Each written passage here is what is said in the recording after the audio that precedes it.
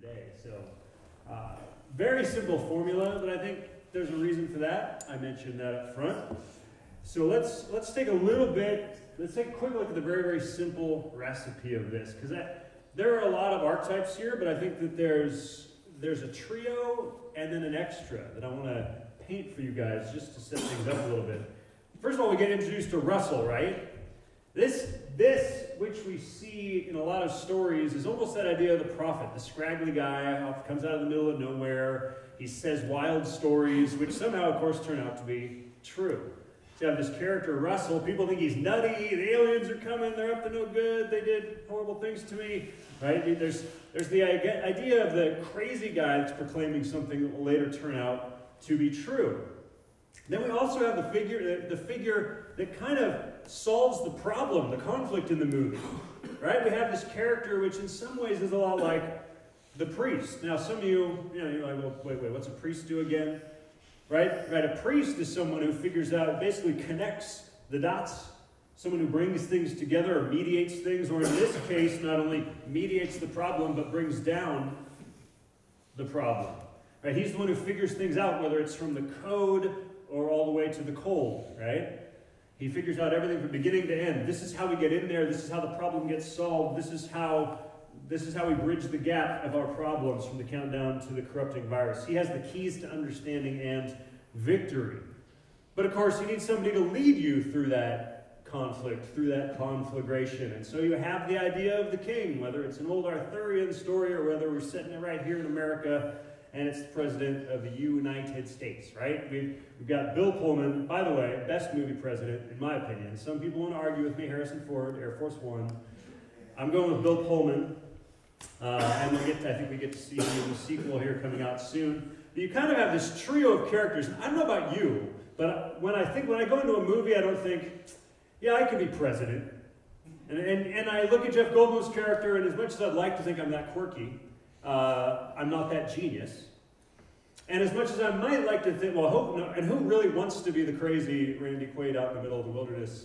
No, like those are almost harder to touch down on. So after we're introduced to this trio of very pivotal characters, who only after that's been set up do they sort of land us in on? We get introduced to Steve Hiller, right? We start out, he's in his average home. He's tripping over the toys. He's got sort of that average life. And of course, in the course of the story, right now, okay, I'm not saying I could fly a plane like Will Smith's character could fly, but if I could maybe be any of the characters in the film, he's kind of the POV, the point of view character, the everyman. Most of us could probably put ourselves somewhere in his average Joe-ness. And what does his character get to do? He gets to meet the president, right? He gets to fly the guy who actually has the solution up. He gets to participate with the man who knows how to win the day. And in fact, Goldblum pushes the button. Right? His character David's the one who actually sends the code, etc. But there is, and what does he get to do? What every 5-year-old boy wants to do? Steve Hiller gets to go to space. Right? I've been waiting to do this all my life. He gets to be part of this grand thing alongside the other trio of main characters. In fact, he even then steps up and kind of redeems a hinky related, like he needs to marry that girl, right? He just put a ring on it. You kind of have walking through all the steps of he's sort of becoming a man and gets to be a participant in this. What we see is kind of this triune triumph, right? It takes all three of those other guys to really, really solve the solution, and then Steve Hiller's along as one of their helpers along the way. And so we have a triune triumph in the everyman. It's just a very simple formula that all of us can sort of jump into. Now, I'm not saying that the other three aren't relatable, because even though we might not want to ever think of ourselves as being like Russell, right? You know what? Maybe we have been in a situation. In fact, you know what? As a Christian, I have been in that situation. Oh, they scoff. They mock. No one believes the truth. In fact, at my age, I've been to that place where I've kind of been the weary, burned out believer too. Right? I wasn't spraying the wrong field with the crops or showing up to preach in the wrong church on Sunday, right? I mean, that wasn't happening. But I had a few years where, you know what? I was kind of lost in self-pity. I'd sort of gone astray. And then my story in my life, things came along, God came along, I was restored and redeemed and actually Now, I haven't had to sacrifice myself yet to stop an alien invasion. But some of us face that sometimes. We think things are real, like God is real or God is true, and we find ourselves discouraged. Maybe even occasionally as you look at him throughout the movie, maybe self-doubting. Was I really? Did I? And of course, we don't even know whether he was or not. They never confirm if these aliens experimented on him. Who knows? Might have been a little nutty. But then we also have the president, who's somewhat relatable. What do they introduce? One of the things at the very beginning, they introduce he's young. Right? Scripture in the Bible even says, as Paul is talking to his disciple Timothy, he says, don't let people look down on you because you are young. Look down on for youth, for inexperience. He is not to be counted on. So even he is a relatable character, and even if he wasn't quite up to the task at the beginning of the movie, crisis often builds character. Crisis builds character. And so we see his character in many ways is refined by fire. Not that he was worthless before, but he becomes, as he gives that grand speech, which you can watch on YouTube, by the way, excerpted again and again and again. Right? There's the great speech that he gives. He's sort of coming into his own. And then, of course, there is our David, very aptly named. He's the scrawny Jeff Goldblum. He sort of comes out of the place where nobody would expect the hero to come from. Right? And even his name isn't coincidence, by the way. His name's David, and he takes down the big Goliath, right? His name is literally David, and he is the son of a Jewish man, right? I mean, like that's... And so we have this nobody who kind of comes into the side. He comes in sideways to the story. He's not in a role or position that most people would expect, with a solution that isn't the kind of victory you'd expect, right? He doesn't show up, with big Rambo guns and solve the problem. He slides a cold in sideways. Again, even his solution, he comes in a way people doesn't expect. He has a solution people don't quite expect. It seems very insignificant, but it changes the course of the whole war, and the virus is the key to victory. And right alongside him there, right, we have Steve Hiller gets to go with him. Our point of view character gets to go up there and be with his friend. He gets to be a piece of that, and he gets to be part of the delivery system. He gets to serve as leader, the president, and he gets to support the guy with the saving code. And so all this is tied together. All these people, all these narrative pieces. Here's what I want to land on, though. All these pieces are tied together by what? What is the thing that brings all these disparate characters together? What is the thing that brings the entire world together? Do you know this movie was actually banned? It still is, to this day, banned to be shown in Iran. Anybody guess why? Is they actually show Israel and Iranians working together. That's still talk about, like, here's a movie about coming together for unity, and now still to this day, 20 years later, we aren't there yet, are we? Like, they won't even show a movie that shows them getting together for an alien invasion. But we see the world is brought together by what? It's a threat from beyond. And that's the question that I would have for us is that really what we believe or want to believe that's going to take? Is it going to take common adversary? And this isn't an uncommon story, right? We have a common foe, so now the enemy of my enemy is my friend, right? That's very, very common. But is that what it's actually going to take to unite this planet, or to unite peoples, or to actually cement what we all sort of hope and dream for? Does it take the bully from beyond to get it done? And if it does that satisfy? Is that really satisfying? It's like, okay, well, we'll be friends only because there's somebody tougher we got to beat up together. That doesn't sound like a great friendship to me. But then maybe we could say it's all we've got. I actually had a Hugo Award-winning science fiction book. It's actually a Chinese science fiction book, translated, of course, I don't read Chinese, but called The Three-Body Problem, actually being adapted into a movie, so this will be headed toward a new trilogy franchise coming soon to a theater near you. But I wanted to read an excerpt because it deals with a pending alien invasion. So we have now in 2015 a book, which is going to be a movie here shortly, many years after this, but another alien invasion motif. And the writer actually has an afterword. He talks about his very real feelings about what's going to unite us. And in light of Independence Day, it kind of makes sense. He says, he talks about let's turn the kindness we show toward the stars to members of the human race on earth. There's a strange contradiction, listen to this, there's a strange contradiction revealed by the naivete and the kindness demonstrated by humanity when faced with the universe. On earth, humankind can step onto another continent and without a thought destroy the kindred civilizations found there through warfare and disease. But when they gaze up at the stars, what do? They turn sentimental and believe that if extraterrestrial intelligences exist, they must be civilizations bound by universal, noble moral constraints, as if cherishing and loving different forms of life are parts of a self-evident universal code of conduct. And he says, let's turn the kindness we show toward those stars. Let's, instead of thinking like E.T., let's think of them more like this. He says, let's turn the kindness we show toward the stars to members of the human race on earth and build up the trust and understanding between the different peoples and civilization that make up humanity.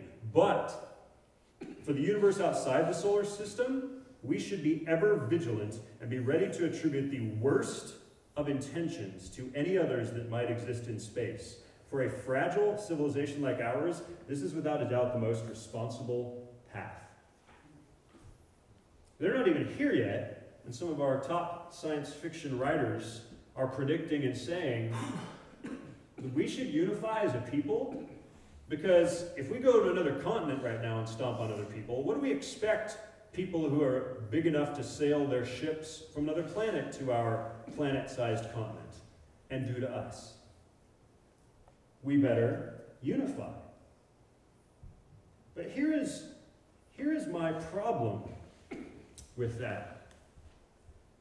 Is our only purpose then in unifying to go against greater opposition? Is that it? Is that the reason for unity? More of us just in case of bully? A character in this book says something which is not quite the same, but I wanted to quote that character as well.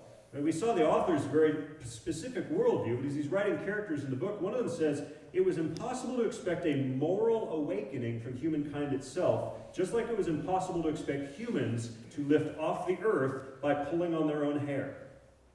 That's difficult for me. Right? To achieve moral awakening required a force outside the human race.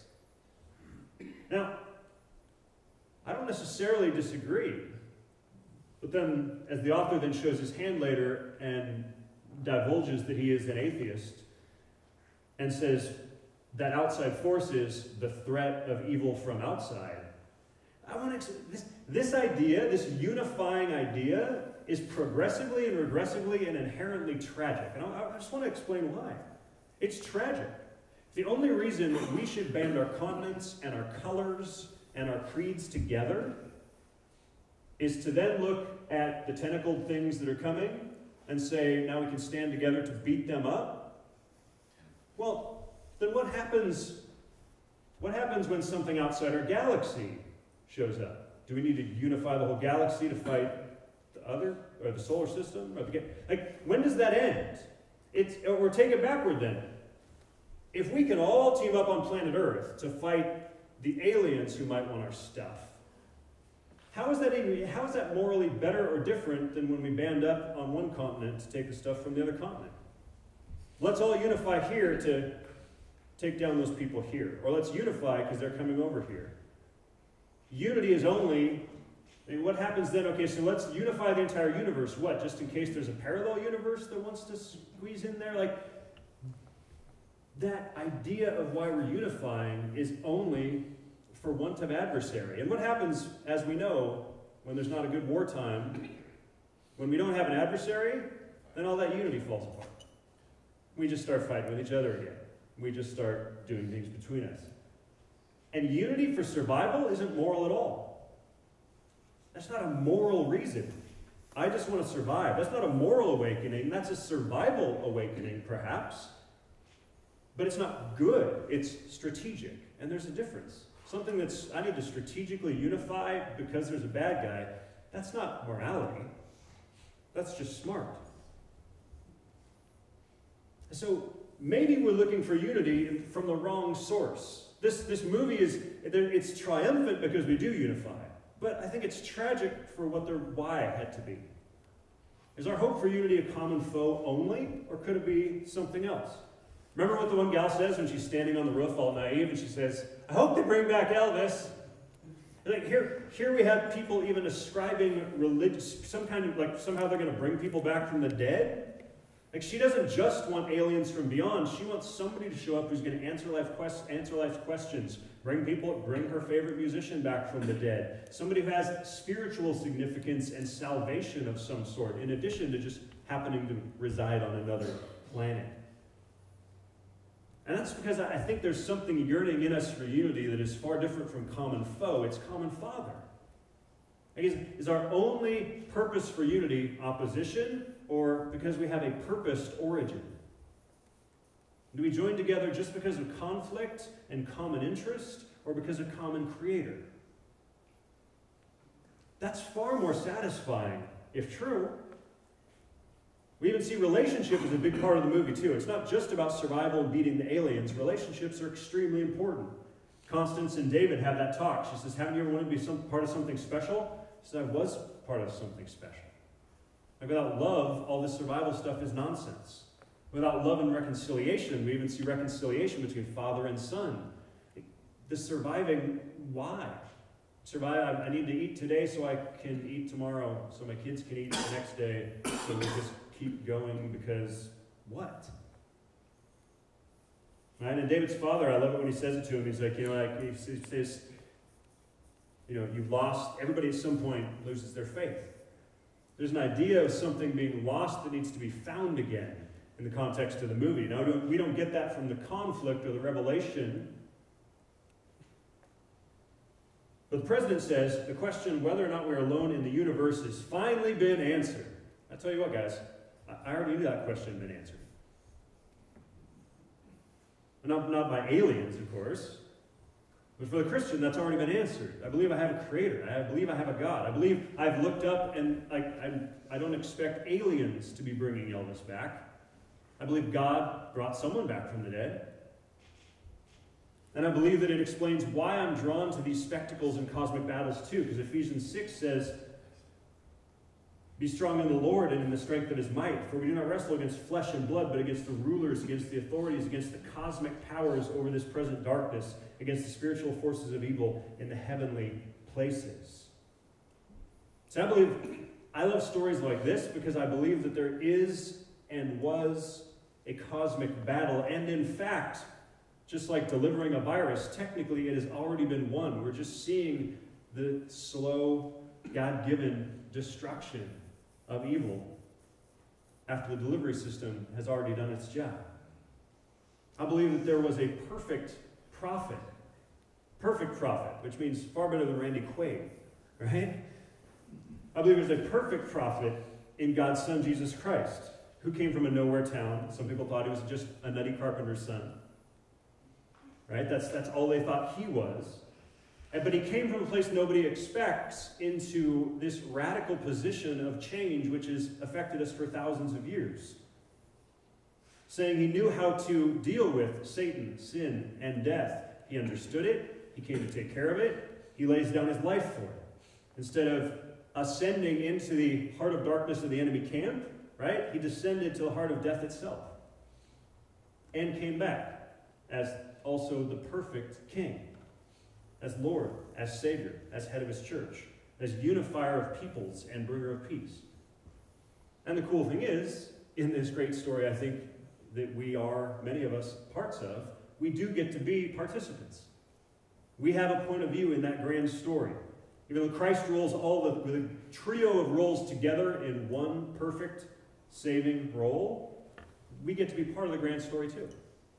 We get to fight the good fight every day by living like Christ, by being his instruments, and by piloting some days his predestined peace to others.